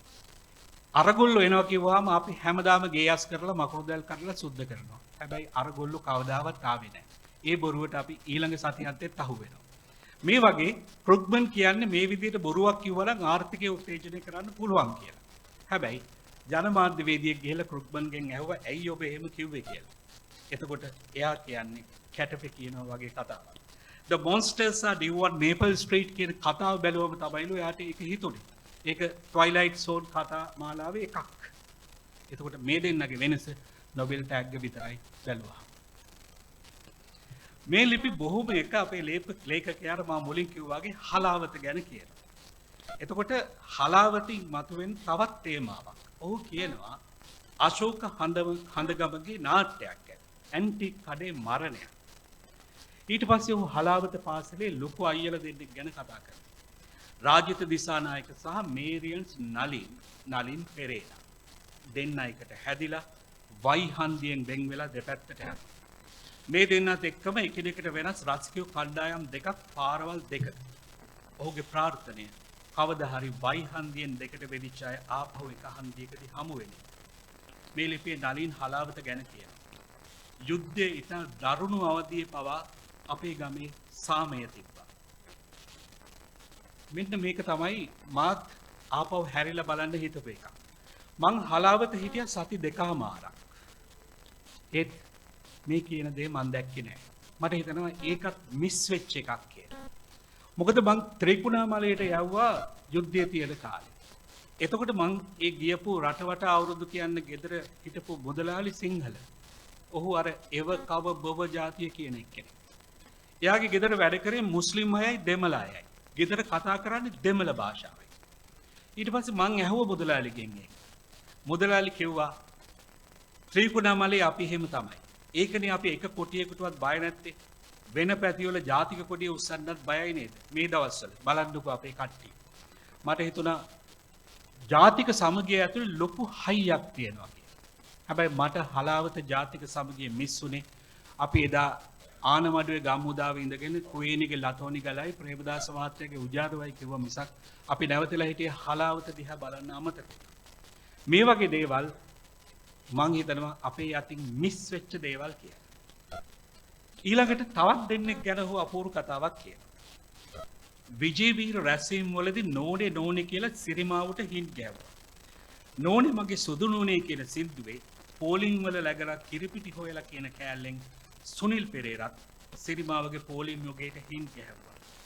විජේවීර ජේ.ආර්.ටත් හින්ට් ගැහුවා. හැබැයි ඒ කාලේ සුනිල් පෙරේරා ජේ.ආර්.ගේ ස්ටේජ් එකේ නැගලා ඒගොල්ලොත් එක්ක ෆොටෝ ගැහුවා. දේශපාලනයේ හරිනම ඉරනම් සහගතයි. ඊට අවුරුදු ගානකට පස්සේ සුනිල් පෙරේරා විජේවීර හදපු ස්ටේජ් එකට නැගලා ප්‍රධාන පක්ෂ දෙකටම හින්ට් ගැහුවා. ස්ටේජ් එකෙන් බැහැලා JVP කොල්ලොත් එක්ක ෆොටෝ ගැහුවා. විජේවීරයි සුනිල් පෙරේරයි කියන සමාජ සංස්කෘතික ප්‍රකාශකයෝ දෙන්න එකට මුණ ගැස්සුවොත් නිතර ඇහෙන ප්‍රශ්නකට උත්තරයක් හම්බෙන්න ඉඩ තියෙනවා. කැටපේ එහෙම කියන. තව හොදට වැවිච්ච තීරු ලිපියක් ගැන කතා කරන්න. ශබ්ද වෙරළත නිශ්ශබ්ද ලිහිණි වත. මේ ලිපිය පටන් ගන්නකොටම මට හිතේ තිගැස්මක් ඇති වුණා. වාමවාදී ලේඛකයෝ. දැන් උසස් පෙළ කාලේ හිතේ මැවිලා තිබුණු රූපේ වාමවාදී ලේඛකයෝ කියලා කියන්නේ පාර යනකොට තොප්පියක් දාන යටි රැවුල තියෙන පාට රතු පාට ඒගොල්ලෝ ලියන පොත්වල පිටකව රතු පාට. කොහොම හරි මේ විප්ලවකාරී ලියවිලි තිබුණු වල තිබුණු ලක්ෂණයක් තමයි බලහත්කාරය මට හිතෙන දේ. ඒ අය හැම වෙලේම කරුණු කියන්න හැදුව අපිට නොතේරෙන තැන් වලින් අල්ලගෙන කියලා මට හිතෙනවා. එතන sannivedanaye ප්‍රශ්නයක් තිබුණා. රුසියානු නවකතා සිංහලෙන් කියවපු බොහෝ දෙනෙක් සීතල හිම ගොරෝසු ඇඳුම් මුළු සිරුර උණුසුම් කරපු වොඩ්කා මේ ඔක්කොම විදිහේ නවකතා වලින් විතරයි. මං කියන්නේ අපේ කාලේ. ඒ නැතුව ඒක තමුන්ගේ ඇඟට ඇත්තටම දැනෙච්ච දෙයක් නෙවෙයි. මේ ලිපියේ කැටපි පටන් ගන්නෙ මෙහෙම. මේ කතාවේ කතානායකයාගේ තාත්තා යමක් කමක් තිබ්බ මිනිස්සෙක්. ඒ කාලේ හැටියට ලොකු පිළිගැනීමකුත් තිබ්බ මිනිස්සෙක්. මේ ලිපිය සඳ එළිය යට මුදු සුවඳක්. මේ විදිහට පටන් ගන්නෙ කාගෙන කියන්නේ. මේක 2500 වසරක සංස්කෘතියට සහ සભ્યත්වයට නිගා දෙන ලියවිල්ලක්ද. දැන් අපි දන්නවා සේරිවාණිජ ජාතකයේ පටන් ගන්නෙ තව දෙක් සමයකේ ගුණ නිදාන වූ තිලෝගුරු සම්මා සම්බුදුරජාණන් වහන්සේ සවැත් නුවර ජේතවනාරාමයේ වැඩ වාසය කරන සේක්. දැන් මේ ලේඛකයා සුද්ධෝදන රජුයි සිද්ධාර්ථ කුමාරය ගැන කියන්නේ මේ කතාවේ කතානායකයාගේ තාත්තා යමක් කමක් තිබ්බ මිනිස්සෙක් ඒ කාලේ හැටියට ලොකු පිළිගැනීමක් තිබ්බ මිනිස්සෙක් කියලා. දැන් මේ ආරම්භය හෝ පැරණි ආරම්භය වැරදි කියන්නේ නෙවෙයි මං හදන්නේ. හැබැයි මේ පැරණි ආරම්භයෙන් ග්‍රාහක කොටස සීමා කරගන්නවා. බුදුරජාණන් වහන්සේ කෙරෙහි ශ්‍රද්ධාව ඇති අය පමණයි පරණ ක්‍රමයට සවන් දෙන්නේ. හැබැයි බුදුරජාණන් වහන්සේ යනු කවුද? උන්වහන්සේගේ ධර්මයේ තුල යමක් තිබේද කියන විමසිලිමත් සිත තියෙන බෞද්ධ නොවන කෙනෙකුට පැරණි ආරම්භය පහසුවෙන් sannivedanaya වෙන්නේ නැහැ. මේ ලිපියේ තව තැනක තවත් අපූර්වයටමක් තියෙනවා. මනුෂ්‍ය වර්ගයාගේ මෝඩ බෙදීම් ඔහු ගණන් ගත්තේ නැහැ. ඔහු ගාවේ තිබ්බේ එක යෙදුමයි. ඒ තමයි සියලු සත්වයෝ කියන අසිරිමත් යෙදුම. මේක මට හිතෙන්නේ සාම්ප්‍රදායික නොවන sannivedana. එහෙනම් සාම්ප්‍රදායික බෞද්ධ sannivedanයෙන් උපාසක උපාසිකා සමාජයේ නඩත්තු කරලා ඒකෙන් සංඝ සංස්ථාවේ යහපත හැමදාම පවත්වා ගන්නවා නැතුව ධර්ම sannivedanaya ගැන අලුතින් හිතන්න මේ ලිපිය පොළඹවනවා කියලා මට හිතෙනවා. පොඩි කාලේ අපිට කියවන්න බල කරපු තීරු ලිපි තියෙනවා මට මතකයි. විශේෂයෙන්ම ඇත්ත පත්‍රයේ කතුවැකිය කියවන්න කියලා කිව්වා. එතකොට මට මතකයි තාත්තා කියනවා ඩී.ආර්. පල්ලෙවල මහත්තයාගේ ලිපි කියවන්න කියලා. ඊට පස්සේ තරුණ මිත්‍රයෝ අතර ඉන්නකොට කිම් බානට් කියවන්න කිව්වා. දැන් ඒ වගේම එක්කෙනෙක් තමයි සුනිල් මාධව ප්‍රේමතිලක. ඔහුගේ සුප්‍රකට තීරු ලිපිය සත්‍යවාදියෙකුගේ දිනපොත. ඔහුට ආවේනික ලයාන්විත අභීත රචනා විලාසයක් තිබුණා. ඇත්තටම මේ කියන ලක්ෂණවල හෙව නැල්ලක්ද විනිවිද කල්ප. මට මේ ප්‍රශ්නේ ඇති වුණා. හැබැයි ඒ සිතුවිල්ල සාධාරණයි කියලා හිතන්න සැකයකුත් මෙන්න මේ තීරු ලිපියෙන් ඇති වුණා. මේක ඉතිහාස කතාවක්. මේ ලේඛකයා 1998 දී ස්වේච්ඡා ගුරුවරයෙක් විදිහට හලාවත ශාන්ත බරියා විද්‍යාලයේ සේවය කරනවා. ඔහු හරියන්නේම ගුරු වෘත්තියට කියලා මට හිතෙනවා. එතකොට ඔහු ආරාධනා කරනවා කලාවලට ප්‍රභාතයේ නම් සාහිත්‍ය දේශනයක් කරන්න සුනිල් මාධව ප්‍රේමතිලක මහත්තයා. එතුමා තවත් මිත්‍රයෙක් එක්ක අතින් වේදම් කරගෙන එතෙන්ට එනවා. ඒ ඇවිල්ලා දේශනයට පෙර පාසලේ ශාලාවේ බිත්තිවල එල්ලලා තියෙන සියපත පත්තරේ බලනවා ශාලාව පුරා ඇවිදලා. ඊට පස්සේ සත්‍යවාදියෙකුගේ දිනපොත තීරු ලිපියේ මෙහිම සඳහන් වෙනවා. අන්තර්ගතයනොත් නිමා වෙනොත් ජාතික මට්ටමේ පුවත්පතක ලක්ෂණය බිත්ති පුවත්පතකින් දැක්කා කියලා. මේ බිත්ති පුවත්පත පිටුපස්සේ හිටිය අර ස්වේච්ඡා ගුරුවරයා කියලා අමුතුවෙන් කිව යුතු නැහැ. හැබැයි ඔහු දැන් ලියනවා ලිලිපුට්ටෙකුට ගලිවරයෙකුගෙන් ධෛර්යය ලැබුණ අවස්ථාවක් කියන මේ. එතකොට විවරණය ලැබිලා තියෙන්නේ මෙතනින් නිසා මං අර හෙවණැල්ල තියනවා කියප එකේ වැරද්දක් නැහැ කියලා හිතනවා. හැබැයි මං කිසි විටකත් කියන්නේ නැහැ සත්‍යවාදීකුගේ දිනපොතේ අනුකාරකයෙක් කියලා.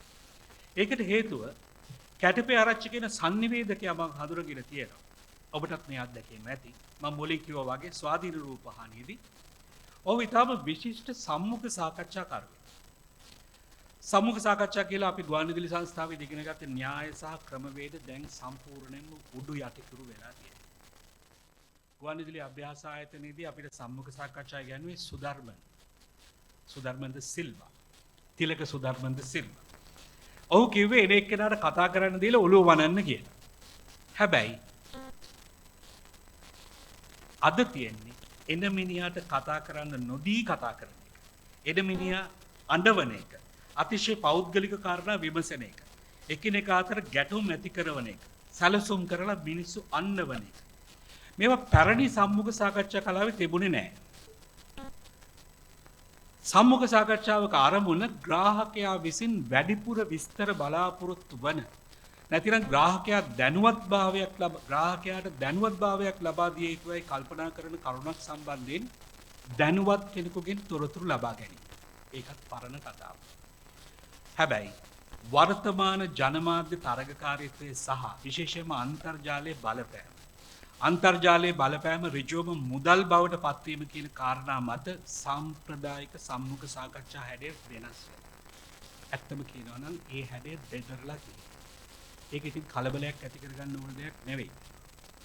මොකද ලංකාවේ ගුවන්විදුලිය 1924 ජූනි මාසේ පර්යේෂණ විකාශනය පටන් ගත්තේ BBC බලාගෙන. චැතම් ස්ට්‍රීට් එකේ ඔර්ලෝසුව වදින එක ගැහුවා. BBC එක වගේ. BBC එක තමයි සාරධර්ම උගන්වලා තියෙන්නේ. හැබැයි එහෙත් දැන් මේක කරනවා. මෙහි වගේමයි. විශේෂයෙන්ම එනෙක්කෙනාට කතා කරන්න නොදී කතා කරන නිවේදකයෝ ඒගොල්ලෝ වෙනම ප්‍රොමෝට් කරනවා. ඒ අයට YouTube අවකාශයක් තියෙනවා. එහෙම එක්කෙනෙක් තමයි ජෙරමි ෆැක්ස්මන්. දැන් ෆැක්ස්මන්ගේ ඉන්ටර්විව්ස් බලන්න පුළුවන්. ඔහු එනෙක්කෙනාට කතා කරන්න දෙන්නේ නැතුව ඇඟට පැන අහනවා. හැබැයි අපේවත් එක්ක පොඩ්ඩක් බැලුවාම පොඩි වෙනසකුත් තිබුණා. ජෙරමි ෆැක්සන් හිටපු ගමන් hina වෙනවා පොඩ්ඩක්. ඊළඟට එයා එනෙක්කෙනාට චුට්ටක් කතා කරන්නත් දෙනවා. ඊළඟට තව එකක් තියෙනවනේ. දැන් සාමාන්‍යයෙන් අපි කියන්නේ දැන් මේ වචනේ පාවිච්චි කරන සමා වෙන්න ඕනේ. ගොම් ප්‍රශ්න අහනවා කියලා. මෝඩ කතා නැත්නම් බූස කතා. එහෙම කියන අයත් දැන් වෙනම අවකාශයක් හදාගෙන තියෙනවා. BBC එකේ ඉන්නවා එහෙම නිවේදිකාවක් ඔබට බලන්න පුළුවන්. ෆිලොමිනා කංක්. ඇය හරි ලස්සන කතා කියනවා. එයා කිව්වා මං හිතන්නේ අපේ ගාමින්දලටත් හොඳයි. අරවින්දටත් ඒක නරක නෑ. ඇය කිව්වා ආලෝකයේ වේගයට වඩා ශබ්දයේ වේගය අඩු නිසා තමයි කෙනෙක් කතා කරන තුරු අපිට එයාව ලස්සනට පේන්නේ කියලා. තව එකක් තමයි 1 in 20 people have been a victim of a crime which means 19 out of 20 people are criminals. No wonder we need police. 20න් එකක් අපරාධයකට ගොදුරු වෙනවා කියලා කියන එකේ තේරුම තමයි හැම 20න්ම 19ක් අපරාධකාරයෝ කියන එක. ඒ නිසා පොලිසියක් අවශ්‍ය වෙන එක ගැන පුදුම වෙන්න ඕනේ නැහැ කියලා. ඊළඟට අය කියනවා ගණිතයට අරාබි ජාතිකයින් අතර ලොකු සම්බන්ධයක් තියෙනවා. ඒ මොකද අල් ජිබ්‍රා නිසා කියලා. තව එකක් කියනවා. ඒකත් මම හිතන්නේ පාවිච්චි කරගන්න පුළුවන් වෙයි. අය කියනවා ඊජිප්තු ජාතිකයින් හිතාගෙන ඉන්න ලොකුම දේ තමයි මැරෙන එක කියලා. ඇයි ඒක කියන්නේ පිරමිඩ් දිහා බලාගෙන. ඊළඟට ඇගේ තව කතාවක් ෂේක්ස්පියර් උපදින්න ඉස්සෙල්ලා අපේ අධ්‍යාපන පද්ධතිය පාසල් පද්ධතිය ඉතා සුමටව ගලාගෙන ගියා. ඒ මොකද ඒ කාලේ ළමයින්ට ෂේක්ස්පියර් අධ්‍යයනය කරන්න තිබුණ නැති නිසා. දැන් මේවා ලෝකෙ ට්‍රෙන්ඩ් වෙලා. ඒ නිසා අපිට පුළුවන් කමක් නැහැ අර මුල් ස්වරූපේ හොයාගන්න. එහෙනම් මුල් ස්වරූපය සම්මුඛ සාකච්ඡාවක සැබවින්ම තිබිය යුත්තේ කුමක්? මං හිතනවා ඒක හොයාගන්න හොඳ තැනක් කැටපගේ සම්මුඛ සාකච්ඡා. YouTube එක තියෙනවා. ඔහු කැටපේ මහත්තයා සාකච්ඡා පුටුවේ වාඩි වෙන්නේ වගකීමක් ඇති පුද්ගලෙක් හැටියට. දෙවනුව ඔහු ගරු කරනවා පැමිණි පුද්ගලයාට. ඊළඟට ආරාධිතයාගෙන් දෙයක් හැලුණොත් ඒක හිමිහිට ආපහු අරගෙන දෙනවා. ඔහුගේ හඩ පාලනයක් මේක ඇතුලේ විශිෂ්ටයි.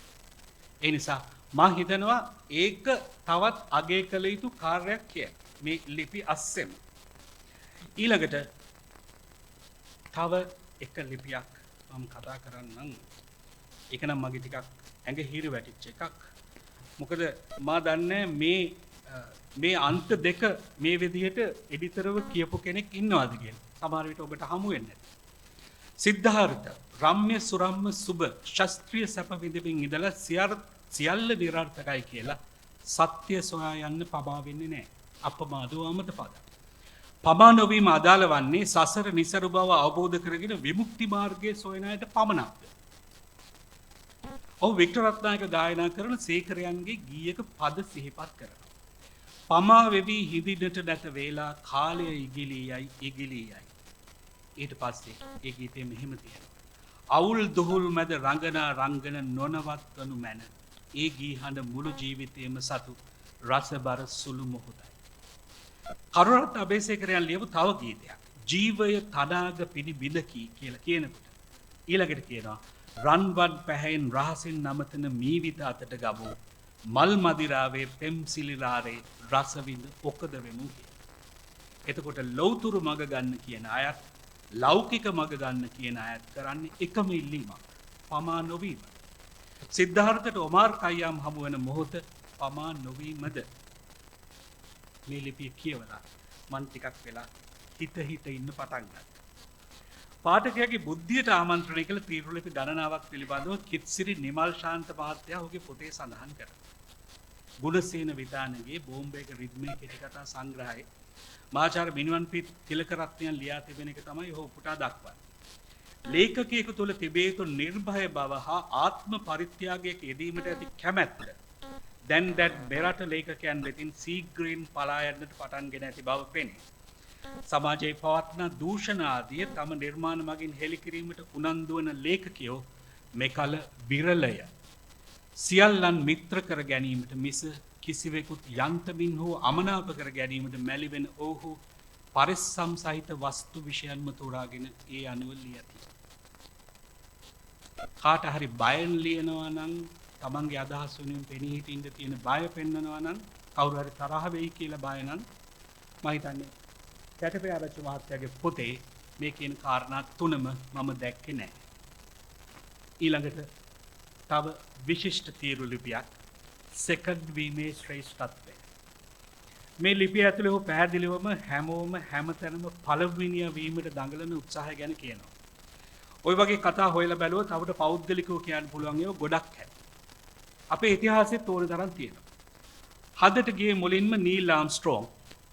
එයාට ටික වෙලාවකට පස්සේ තව එක්කෙනෙක් හඳට බැස්සා. එයා ගැන කවුරුත් කතා කරන්නේ නැහැ. ඕල්ඩ්‍රින් හැමෝටම අමතකයි. හැම තැනකම සෙකන්ඩ් වෙච්ච අය ගැන කතාවක් නැහැ. කතාවකුත් නැහැ. ඒ කරපු වැඩේ අගය කිරීමකුත් නැහැ. නිදර්ශනයක් විදිහට ගන්න ආනන්ද හාමුදුරුවෝ. ආනන්ද හාමුදුරුවන්ට බුද්ධ ශාසනය ඇතුලේ ලොකු තනතුරු මුකුත් තිබුණේ නැහැ. නිකන් උපස්ථායක. පර්සනල් ඇසිස්ටන්ට් වගේ PA. හැබැයි බුද්ධ පරිනිර්වාණයෙන් පස්සේ හැම ධර්ම කාරණාවක්ම ආනන්ද හාමුදුරුවන්ගේ හිත ඇතුලේ තමයි එළියට ගන්න සිද්ධ වුණේ. උන්වහන්සේ ධර්ම භාණ්ඩාකාරික හැම එකක්ම පටන් ගන්නේ ඒවං මේ සුතං කියලා. මා විසින් මෙසේ අසන ලදී. දැන් බුදු සමෙන් ආනන්ද හාමුදුරුවෝ අයින් කරන්න කාටවත් බෑ. එදා තනතුරු නොතිබ්බා. දැන් අපි කියමු දොටුගැමුණු රජුරෝ යුද්ධ දෙනවා. රට එක්සේසත් කළා. දොටුගැමුණු රජුරවන්ට තිබුණේ යුදවාදී හිතක්. යුද්ධය ගැන දැනුමක් තිබුණේ නැහැ කියලා ජනප්‍රවාද අපිට කියනවා. උණු බත් ගාන කන වෙලාවේ මහලු ගෑනු කෙනෙක් තමයි යුද්ධ කරන හැටි කියලා දුන්නේ. දුටුගැමුණු රජුරන්ට යුද්ධය දිනන්න හමුදාවක් හදලා දුන්න, දසමහායෝධය හදලා දුන්න, කණ්ඩුලෑතා හොයලා දුන්න, යුද්ධය පවතින රටේ බඩගින්න නිවලා තිබ්බ, යුද්ධයට අවශ්‍ය සල්ලි හොයලා තිබ්බ කවුද කියන කාරණේ කොහෙවත් කියවෙන්නේ නැහැ. එතකොට සෙකන්ඩ් වෙච්ච කාවත්තිස්ස රජුරුවයි දුටුගැමුණු රජුරන්ගේ මල්ලි සද්ධාතිස්සයි ගෙනල්ලම නැහැ සියඹල. කාවත්තිස්ස රජුරවන්ට ඉතිහාසය දුන්නේ ස්ත්‍රී ආභරණ විතරයි. දැන් ලංකාවේ තීරුලිපි ගැන කතා කරද්දී සඳහන් කරන්නම ඕන එකක් තියෙනවා. ඒ තමයි නඩු. ලංකා ඉතිහාසයේ තීරුලිපි රචකයෙකුට විරුද්ධව අධිකරණයේ නඩුවක් පවරපු අවස්ථාවක් තියෙනවා. මම මේක උපුටා ගන්නේ කිත්සිර නිමල් ශාන්ත මහත්තයාගේ පොතේ. 1938 ජූලි මාසේ 23 වෙනිදා සිංහල බෞද්ධයා පුවත්පතට. තීරුලිපියේ නම සුර විනෝද.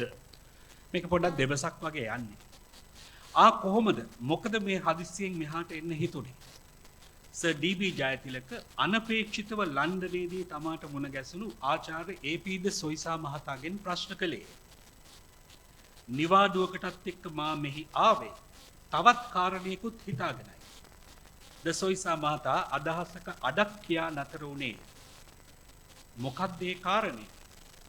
මට හිතුණා මෙහි දොස්තර කෙනෙකු හමු වෙලා මට මොලේ අසනීපයක් තියෙනවද කියලා දැනගන්න. Sir D. B.. සිනහ මුසුව පිළිවදන් දුන්නේ. ඕකට මෙහෙ නෝනද ඩොක්ටර් සොයිසා? අපි එහෙදිම දන්න ඕනේ ඩොක්ටර්ගේ මොලේ හොඳ නැති බව. දැන් මේ ලිපිය දොස් සොයිසා මහත්තයා කියවන. එතුමාට දැනෙනවා තමුන්ට බරපතල අපහාසයක් කරලා තියෙනවා. එතුමා දැඩි ලෙස කෝපයට පත් වෙලා අධිකරණයට ගිහිල්ලා අපහාස නඩුවක් දානවා. ඉල්ලපු වන්දිය රුපියල් 50000ක්. 1938 දී 50000ක් කියන්නේ ලොකු මුදලක්. ඊට පස්සේ ද සිල්වා මහත්තයා දිගටම පාරම් බෑවා මේ ජනමාධ්‍යවේදීන්ට යස පාඩමක් උගන්වනවා කියලා. කර්තෘවරයා හේමපාල මුනිදාස මහත්තයා. ඊළඟට සිංහල බෞද්ධ පත්තරේ වෙනුවෙන් මහබෝධි සමාගමේ නියෝජිතයා අයිතිකරු හැටියට රාජා හේවා විතාන. මේ දෙන්න එක දොරකින් අධිකරණ ශාලාවට ඇතුල් වුණා. ඊට පස්සේ ඒ දොරෙන්ම සොයිසා මහත්තයාට ඇතුල් වුණා. ටිකක් වෙලා විත්තිකරෝ දෙන්න දිහා බලන් ඉඳපු සොයිසා මහත්තයා අධිකරණයට ආචාර කළා අනිත් දොරෙන් බැහැලා ගියා. නඩුව එතනින් ඉවර වුණා. කොහොමද හේමපාල මුනිදාස මහත්තයා බේරුණේ? ඒක කවුරුත් දන්නේ නැහැ. හැබැයි සොයිසා මහත්තයා පාරම් බාපු හැටියට අනිවාර්යයෙන්ම නඩුව පරදින්න තිබුණේ. ඒ කාලේ කතාවක් ගියා මිනිස්සු අතර පත්තරකාරයින්ට 33 කෝටියක් දෙවි දේවතාවුන්ගේ පිහිට ආරක්ෂාව තියෙනවා. ඒ නිසා තමයි මෙහෙම වුනේ කියලා. ඒකද මං හරියටම දන්නේ නැහැ.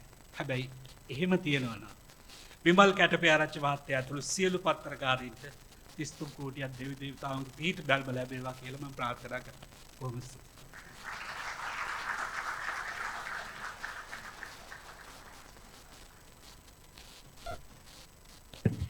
තව කතා කරා නම් ඒත් අහගෙන ඉන්න ආසයි.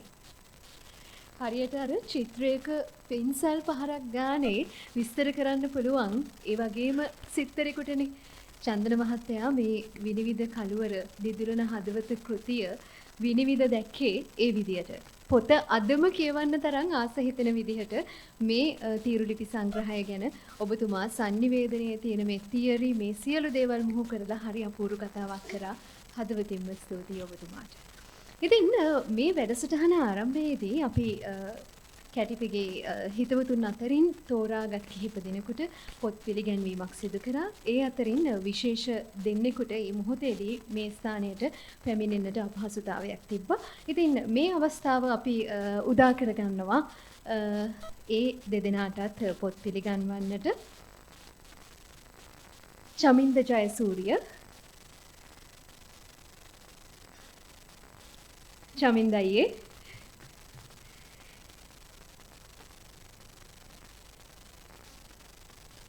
ෆාදර් චිත්‍රපටයෙන් නුදුරේදීම අපට හමු වෙන අධ්‍යක්ෂවරයා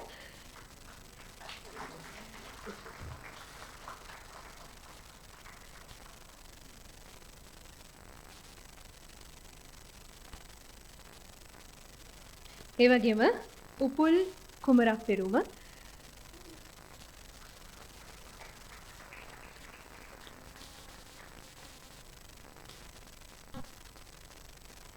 ජනාධිපති නීතිඥ උපුල් කුමරක් පෙරුමට කෘතියක් පිළිගන්වෙනවා.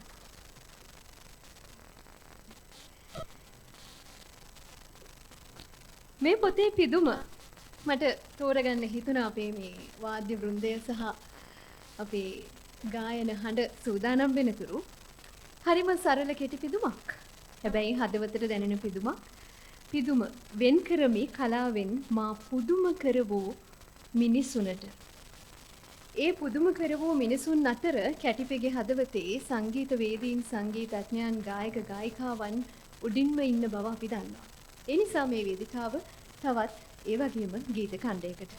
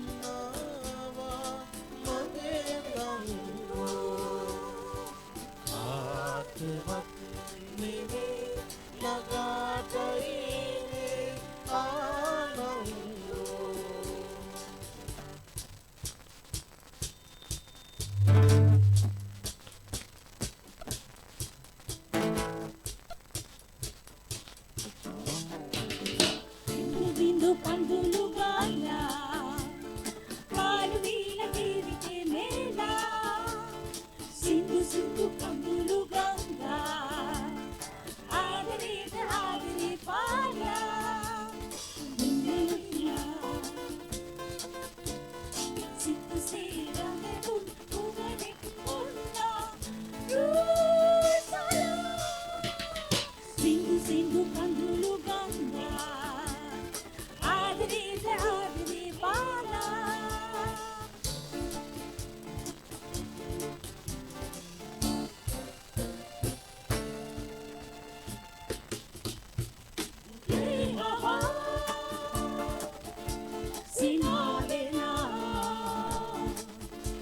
Sinavina Ragaina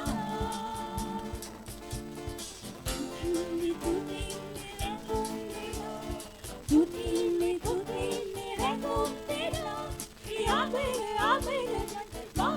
Kovaru Sada Bindu bindu kandulu gala Paruvila divide mela Sidu sidu kandulu gala Adare pala Paruvila divide mela Adare pala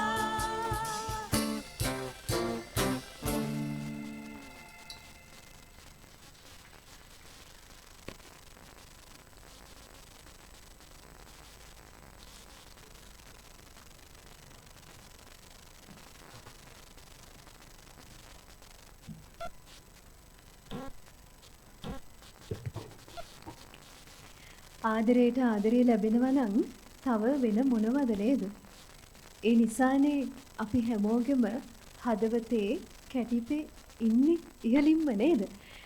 ඉතින් ඒ වගේම මේ ලස්සන ගීත අපි අතරට අරගෙන එන සුනෙත්, නිෂාන්, දිල්ෂාන් ඒ වාද්‍ය වෘන්දයටත් ඒ වගේම මංජරී, සිලනි සහ කුෂාන්ටත් ගොඩක් ස්තුතියි කියලා කියනවා. මේවා ඉතින් කියන්නත් දේවල් නෙමෙයි නේද? ස්තුති බලාගෙන ආපු ගමන් නෙමෙයිනේ අපේ අයනේ. හරි. ඉතින් මේ න්‍යාය පත්‍රය අනුව දැන් යෙදී තියෙන්නේ කතුවරයාගේ ස්තුති කතාව. ඒත් සමගම විනිවිද කළුවර දිදුලන හදවත තීරුලිපි සංග්‍රහය එළිදැක්වීමේ මේ උත්සවය නිල වශයෙන් අවසන් වෙනවා. අයි මම එහෙම කියන්නේ? ඔබ දන්නවා වැඩේ පටන් ගන්නේ නිල උත්සවය අවසන් වුණාට පස්සේ. සංග්‍රහය සහ සංවාදයත් එක්ක එතනින් පස්සේ වැඩ කටයුතු ටික කරගෙන යන එක ඔබට බාරයි. අපි නිල උත්සවය මෙතනින් සමාප්ත කරනවා. දැන් එසේනම් විමල් කැටිපේ ආරච්චි ඔබ අමතයි.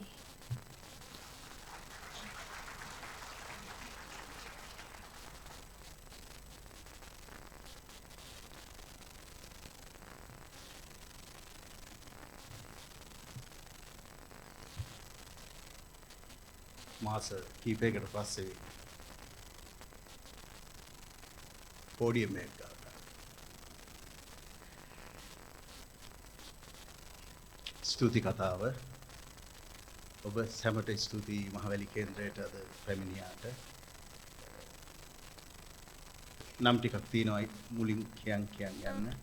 එකක් මේ තීරු ලිපිය මුලින්ම අපේම අඩවියක comrade.lk එක කීපයයි පළ වුණේ. හැබැයි ලංකා නිවුස් වෙබ් චන්දිමය කියන ලියපන් මොන හරි කියලා දැන් ඔය අද පොත ගන්නකොටත් කිව්වේ ලියපන් ලියපන් කියලා. කෙසේ වෙතත් ලංකා නිවුස් වෙබ් අඩවියට චිනචිනාසේ නමින් ලිව්වා. ඒ අවස්ථාව දුන්නාට සහ මේ තිරුලිපි නැවත සංග්‍රහයක් හැටියට ගෙන එන්නට අවසර දුන්නාට ස්තුතියි චන්දිමය. ඒ වගේම චන්දන තිලකරත්න මහත්මයා, චන්දන මහත්තයා මම කතාව අහන් ඉන්නකොට යම මැද්දෙන් පයින්නත් හිතුණා ඒගොල්ලන්ගේ තාත්තා කිව්වා නෙමෙයි. ඒගොල්ලන්ගේ තාත්තා සතුට නැමැත්තුවා කියලා. මට හිතාගන්න බෑ ඒගොල්ලන්ගේ තාත්තා කොහොමද ඒගොල්ලන්ගේ සතුට නැමැත්තුවේ කියලා. මුළු රටටම සතුට දුන්න එක්කෙනෙක් නේ ඒගොල්ලන්ගේ තාත්තා. සැමුවෙල් රොඩ්රිගෝගේ පුතා චන්දන තිලකරත්නේ කොහොමද කියලා වැඩි ඉවරලා වෙනම අහගන්න. ඒ වාසකම් වල එක එක කෑලි තමයි ඒගොල්ලෝ පාවිච්චි කරන්නේ. ඉතින් ස්තුතියි ඔබතුමාට අද ඇවිල්ලා වටිනා අදහස් දැක්වීමක් කළාට. අද උදේ අතරම සෙල්විසිගේ අනුෂ්ක මගෙන් ඇහුවා දැන් එන අයට පුළුවන් නේද පොත ගන්නකො පොත ගන්න එකත් තාම වැදගත්. හරිද ඉන්නවනේ පොත ගන්න එක වැදගත්. ඒ වගේම චන්දන මහත්තයා කතාව අහන එකත් වැදගත්. හුදු ලේඛකයාගේ පිට කසනවා වෙනුවට සංනිවේදනයේ යෙදෙන විද්‍යාර්ථීන්ට, සංනිවේදන ඉගෙන ගන්න දරුවන්ට, සංනිවේදනයේ යෙදෙන අපේ සහෘදයන්ට සහ පුරවැසියන්ට ගත යුතු දෙයක් තියෙයි කියන විශ්වාසය තිබුණා. ඒ විශ්වාසය එතුමන් රැක්කා. ස්තුතියි. ඒ වගේම මේ පොත ප්‍රකාශනයේ බාරගත් අහස, චරිත, අචිර, ගුණේ අයියා කොවින්නා ඔබ සැමට ස්තුතියි. ඒ වගේම පිට්ටු සැලසුම් කළ මලින්ද සොයුරා මලින්ද රණවීර සොයුරා ඒ වගේම ඉතා ලස්සන කවරයක් සදා දුන් විකුම් ජිතේන්ද්‍ර සහෝදරයා ඒ වගේම සෝදුපත් කියුවා මේ පොතේ සසංකා විතානගේ සසා බලාගෙන ඉන්නවා නම් ස්තුති ආදරය ගෞරවය ස්තුති පිරිනමනවා. ඉතින් පොතට බොහෝ අය එකතු වුණා. පොතේ වැඩේ සාර්ථක කරගන්න හැමෝටම ස්තුතියි. ඊට අමතරව යමක් කිව යුතුයි කියලා හිතන ඉතා කෙටියෙන් අර ප්‍රමේෂ්කා කිව්වාගේ සංග්‍රහ තියෙනවා නෙල්ලි. ඒ වගේම තවත් ස්තුති කරන්න ඕනේ අද මේ මගේ පොත පිළිගැන්වීමට ආපු සියලු සහෘදයන්ට පරක් වෙලා ආපුන්ට එක්කම සමහරුන් එන්නේ නැද්ද යකෝ කියලා අර අන්තිම මොහොතේ පුණුහරපෙන් මගේ කිට්ටුවට මාපු ඔක්කොටම ස්තුතියි. ආදරයට උමුන් ගැන මොක්කුණතු මගේ උන් හින්දා මේ හැමෝම ඊටාම අතර දැන් අර ආශ්‍රය කරන මිනිස්සු අතර හොඳ මිනිස්සු තමයි වැඩි. ඒ හොඳ මිනිසුන් සංකේතවත් කරමින් තමයි මම මේ පොත් ටික දුන්නේ. එහෙම නැත්තම් මේ ඔක්කොටම දෙන්න වෙනවා මගේ හිතේ තියෙන දේ අර කිව්වත් වගේ. ඒ විදිහට කරා නම් නමුත් ඒ හොඳ මිනිස්සුට ස්තුතියි. ඒ වගේම අර චන්දන මහත්තයා කිව්වා අර මේ ජීවිතයට එකතු වෙච්ච ඔය ජීවිත අත්දැකීම් හලාවත අත්දැකීම් හලාවත විතරක් නෙමෙයි මේ ගාල්ලෙත් ඉන්නවා මගේ නෑද ඒ ඇවිල්ලත් ඉන්නවා මගේ බාප්පලා. ඉතින් ඇත්තටම ඔය හලාවත ගාල්ලේ ඔය කරක් ගහපු කොළඹ ඔන්න ඔය දිස්ත්‍රික්ක තුනේ තමයි මේ අපහු අපේ ජීවිතේ තියෙන්නේ. හලාවතින් ආපු මගේ යාළුවෝ ඉන්නවා සුපුල් නියමන් සජාලා රස්නලා ශිවාලා මේගොල්ලෝ හැමෝටම මේ ඔක්කොම නම් වශයෙන් කිව්වොත් කොනක ඉඳන් කියාගෙන යන්න වෙනවා. ඒ වගේම කුෂාන් සිලා මංජි ඇතුළු ඒ පිරිස. ඊළඟට වචනයක් කියන්න ඕනේ. දැන් අපි සමාජයක් හැටියට රටක් හැටියට යම් නිශ්චිත සම්දිස්ථානයක ඉන්නවා කියන එකයි මගේ අදහස. මේ ටික කියන්න ඕනේ කියලා හිතුවේ ඔබ මෙහෙම ප්‍රසිද්ධ අවකාශයක මුණ ගැහෙන මොහොතක් නිසා යමක් සමාජමය වශයෙන් වැදගත් කරුණක් සලකුණු කළ යුතුයි කියලා හිතනවා. ඉතින් සමාජමය වශයෙන් අපි සම්දිස්ථානයක ඉන්නේ. අර ෂෝෂැන්ක් රිඩෙම්ප්ෂන් එකේ වගේ අපි ගලින් ගල හිර ගලවල හිරගේ බින්දා 2024. ගලින් ගල ගලවල 1965 ඉඳන් චූටි වැලි කැටේ ගලින් ගලවලා 2024 හිරගේ බින්දා. හිරගේ බින්දර පස්සේ ඇත්තටම යන්න තියෙන්නේ මල නලයක් අස්සෙන් තමයි. ඉතින් මල ගෑවෙනවා. එහෙම තමයි. මේ දැන් මල නලේ අස්සේ යන වෙලාව. ඒ හින්දා කකුල් පැටලෙනවා, වරදිනවා, භාෂාව වරදිනවා, වචන වරදිනවා, ෂර්ට් පොඩි වෙනවා. ප්‍රශ්න නැහැ. ඒවා බේර ගන්න පුළුවන්. ඊට ලොකු ඉලක්කයක් නිදහස සම්බන්ධ විශාල ඉලක්කයක් අපිට තියෙනවා. දැන් මල නලෙන් පස්සේ අපි වැටෙනවා ගඟකට. ඒ ගඟ දිගේ යනකොට වැටෙනවා මහ වර්ෂාවක්. එතෙක් අල්ලා සිටීම තමයි අපේ වැඩේ. ඒ හින්දා අවුරුදු ගානක ගලින් ගලවලා උමග දිගේ ගිහිල්ලා මල නලයකට වැටිලා මජන් ගෑවිලා මල මේ අවශ්‍ය චරා ඔක්කොම ගාගෙන අපි ගඟට වැටෙනවා. එතෙක් අල්ලා සිටීම තමයි අපේ වැඩේ කියලා හිතනවා. ඒකත් මෙතන කියන්න ඕනේ. අපි මේ පොතේ අකුරු වලින් ලියලා තියෙනවා යම්කිසි සංස්කෘතික දේශපාලනයක් සම්බන්ධයෙන්. මේ ඔබට ඇහුණ සින්දු වල මට ඇහුණා සින්දු අහනකොට පිටිපස්සේ කවුරු හරි මම හිතන්නේ නිමල්ලා හැරි බුද්ධ හැරි කවුරු හරි අජිත් හැරි කියන මාර මෙලඩි කියලා. මාර මෙලඩි ඔව් මේ ඇයි මේ සින්දු අපි තෝරගත්තේ? මෙන්න මේ සින්දු තරම් සුන්දර රටකට තමයි අපි යොමු වෙන්න ඕනේ.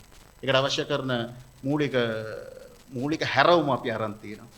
ඉතින් අර කිව්වා වගේ සාමය නේද හලාවත තිබුණා කියන සදමහත් එක ඇත්තක්. අපිට ඇහෙනවා මුස්ලිම් පල්ලියේ නාදයක් ඇහෙනවා, කතෝලික පල්ලියේ ගීතිකාත් ඇහෙනවා, විජයාරාමේ පන්සලේ බණත් ඇහෙනවා. ඒ ඔක්කොටම වඩා සද්දෙන් ඇහෙනවා මියුසික් බෑන්ඩ් ප්‍රැක්ටිස් කරන සද්දේ. එහෙම රටක්, එහෙම සමාජයක් එක්තරා ආකාරයක සිහිනයක් අපි ඒ සිහිනයට පාතබෙමින් ඉන්නවා. ඒ සිහිනයත් එක් වැරදෙමින් යලි නිවැරදි වෙමින් අදිෂ්ඨානය අත් නොහරිමින් යන්න අවශ්‍ය කරන සංස්කෘතික දේශපාලනය තමයි අපි මේ එකතු කරන්නේ. ඒකට අවශ්‍ය කරන සංස්කෘතික මිනිස්සු තමයි මේ hina වෙලා ඉන්න සින්දු ඇහෙන, සින්දු දන්න, කවි දන්න, අකුරු දැනෙන මිනිස් කුලකේ අපි තව වැඩි කරන්න ඕනේ. ඒ වෙනුවෙන් අපට හිමි කාර්යභාරය අපි කරනවා. ඒ නිශ්චිතයි. ඒ නවත්වන්නේ නැහැ. ඒ හින්දා අලුත් පරිච්ඡේදයක් උදා වෙලා තිනවා. අලුත් පරිච්ඡේදයට අවශ්‍ය අලුත් මිනිසුන් බවට පරිවර්තන වෙමින් ඔබ අප ඒ වැඩේ කරමු. ඒ වැස්ස වහිනවා නියතයි. ඒ වර්ෂා ප්‍රහර්ෂය අපි සියලු දෙනාටම විඳ ගන්න පුළුවන් වෙන බවත් ස්ථිරයි. ඔය ටික තමයි කියන්න තියෙන්නේ. Thank you.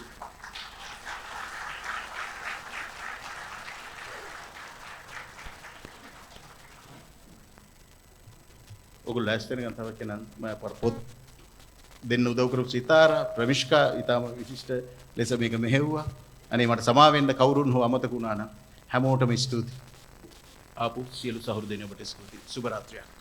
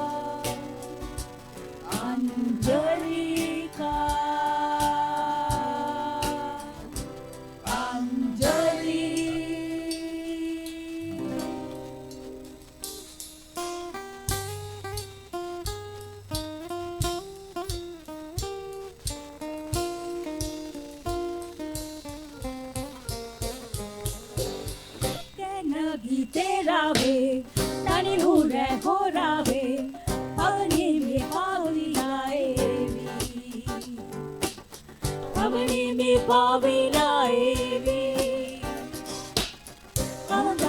රසනේ දැවටිලා මා දැටේ රසලෝකේ පාවිලායාවි රසලෝකේ පාවිලායාවි සුරේඛා විනේදී මෙලා තනිවිලා එතුයිවි සදපාණි නෙවි ආලෝකී සුරේඛා විනේදී